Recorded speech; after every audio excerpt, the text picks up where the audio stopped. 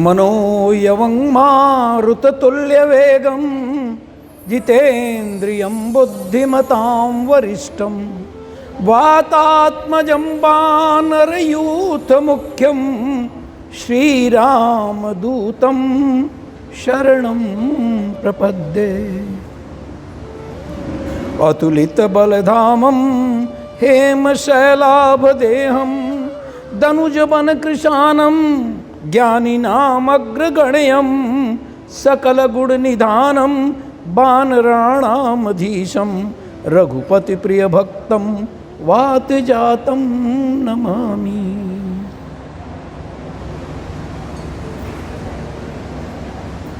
बड़ा प्रसिद्ध सा श्लोक है ये, रघुपति प्रिय भक्तम वात जातम नमामि। जरा इस पंक्ति की आखिरी अर्धाली वात जातम नमामि, स्वाभाविक है। वात यानी वायु, जातम यानी पैदा हुए, ऐसे वात जातम को मैं प्रणाम करता हूँ। तो इस प्रकार वात जातम हनुमान जी हुए। तो क्या एक ही पिता थे हनुमान जी के? हम तो जो सामान्यतः सुनते हैं शंकर सुवन, केसरी नंदन, पवन पुत्र हनुमान की जय, यानी he was blessed by 3 fathers. 3 पिता थे।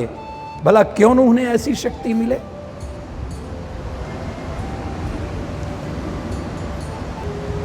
मतंग ऋषि की बात करूं मैं। मतंग ऋषि कहां पर उनका आश्रम था? हां, ऋषिमुख पर्वत पर। बहुत सही, कल चर्चा किया था। तो उनकी माता ब्राह्मणी थी, मतंग ऋषि, और उनके पिता एक नाई थे। मां ब्राह्मणी और पिता एक नाई थे, जिनके संयोग से मतंग ऋषि का जन्म हुआ था। स्वाभाविक बात है, चाहे युग तब का हो और यह युग अब का हो, लेकिन विजातीय परिस्थितियों में पैदा होना कहीं न कहीं एक लज्जा की बात मानी जाती रही होगी। उस समय भी बड़े परेशान थे, वो थे ब्राह्मण। उनको ये हुआ कि मैं इस दोष को मिटा सकता हूं और प्रगाढ़ अखंड तपस्या करूंगा, जिससे कि मैं ब्राह्मण मां और पिता नाई से उत्पन्न हुआ, मैं ब्राह्मणों के पुत्र तो हुई, जो मेरी तपस्या होगी वो मुझे ऋषि के रूप में प्राप्त होगी। और इस तरह से वो मतंग ऋषि कहलाए और आए कहाँ? ऋषिमुख पर्वत पर। ऋषिमुख पर्वत कल मैंने विधिवत चर्चा कर दिया था, आज चर्चा करने में समय जाएगा। और वो बड़े श्रेष्ठ गुरु थे। कोई थोड़ा बताएगा? बड़े श्रेष्ठ गुरु थे। मैंने चर्चा नहीं किया है, इसलिए कहीं कोई बात नहीं आप उत्तर न दें तो भी बात सही है। सबरी के गुरु थे मतंग ऋषि, और सबरी भील जात की थी और बड़े मतलब सनातनी भाव की, राम भक्त। एक दिन उसके पिता ने उसका विवाह तय कर दिया। बड़ा जलसा, बड़ा उत्सव, और इस उत्सव में सैकड़ों भेड़ें, सैकड़ों बकरियां, सैकड़ों ऐसे जीव मांसाहार के लिए रात को बांध दिए गए थे। उसने पूछा कि पिताजी ये सब किस लिए है, ये क्यों आए हैं? उन्होंने कहा बेटा कल तेरा विवाह है ना, तो आगंतुकों को, अतिथियों का स्वागत तो करना पड़ेगा ना, इसलिए इनको ले आ गया है। मेरे विवाह के कारण इतने लोगों की हत्या होगी। हाँ बेटा ये करते ही हैं, हम लोगों के भील जाति में ऐसा होता ही है। बिटिया सो गई और रात को अभी पूरी तरह से पौ नहीं फटा था सुबह का, और भाग गई और जा करके ऋषिमुख पर्वत पर, जहां पर कि मतंग ऋषि थे, जहां पर उनका आश्रम था, उसके दूर एक जगह पर एक पर्णकुटी बनाई और उसमें रहने लगी। सुबह सुबह वो सफाई करती उस रास्ते का जिसमें वो मतंग ऋषि जाते थे, गोबर से लीपती। मतंग ऋषि भी इसे देख करके बड़े खुश थे, लेकिन मतंग ऋषि के जो शिष्य थे ये बड़े क्रोधित थे कि एक शेड्यूल कास्ट हमारे आश्रम को अपवित्र कर दे रही है, ये यहां नहीं रहेगी। रोती बिलखती वो रही।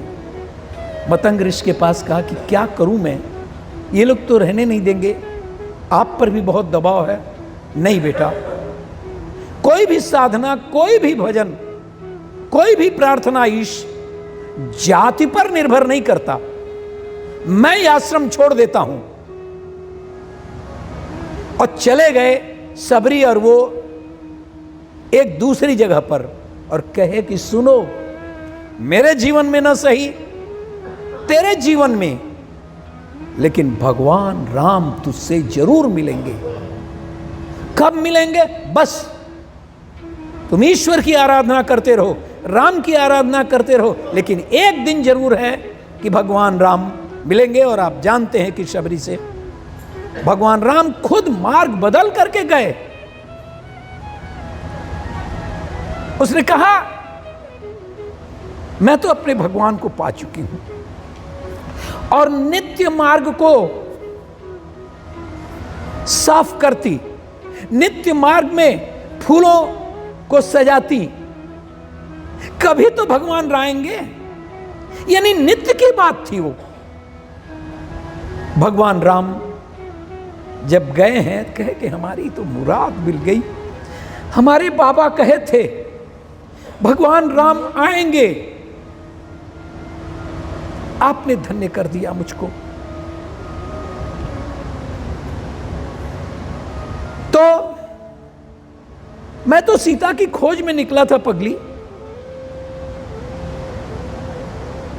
और यहां पर मैं जा रहा था, मुझे लगा कि हमारी कोई भक्तन यहां पर है, इसलिए मैं तुम्हारे पास चला आया।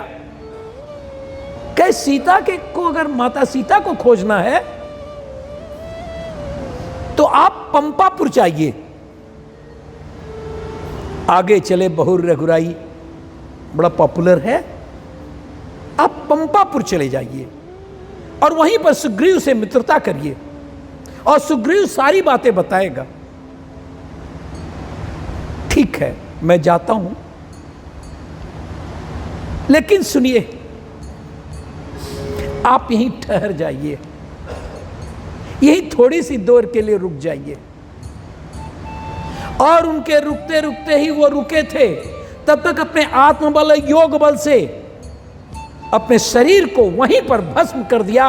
भगवान राम ने, एक समझिए, उसका अंतिम क्रिया किया भगवान राम ने सबरी के लिए। क्या बात, क्या भक्ति का है। आखिर बाली का विवाह कैसे हुआ तारा से? तारा अप्सरा थी, और जब समुद्र मंथन हो रहा था, उसमें तमाम रत्न निकले, आप जान रहे हैं, उसमें अप्सराएं भी निकली। अमृत निकला, विष निकला, वैद्यराज निकले, उसमें अप्सराएं भी थी। बड़ी ही सुंदरी अप्सरा थी तारा, हेमा भी उन्हीं में थी। तारा, तो उसके बाद उस पर नजर न केवल बालिका पड़ा, बल्कि सुषेण वैद्य जो स्वर्ग के बड़े प्रसिद्ध वैद्य थे उनकी भी नजर पड़ी। दोनों चाहे कि इससे मेरा विवाह हो जाए। अच्छा, ये बात युगों युगों तक रहेगा, इसलिए ये मत सोचिए कि कोई साधु रहा है। भावनाएं उतनी ही प्रबल रही हैं। अब विष्णु को यह पता चला सुषेण, और दोनों में युद्ध की स्थिति आ गई, सुषेण वैद्य और बाली के बीच में। यह बात विष्णु तक पहुंची, क्योंकि विष्णु ही उस समय थे, वो दोनों के जज थे। उन्होंने कहा ऐसा, इसका एक निपटारा हो सकता है, तुम लोग जाओ और तारा के साथ खड़े हो जाओ। तारा के दाहिने बाली खड़े हुए और बाईं ओर सुषेण वैद्य। विष्णु ने कहा, देखो, विवाह के समय में कन्या के दाहिनी ओर उसका पति होता है और बाईं ओर उसका पिता होता है। इसलिए सुषेण जी, आप अपना पिता धर्म अपनाइए, तारा के लिए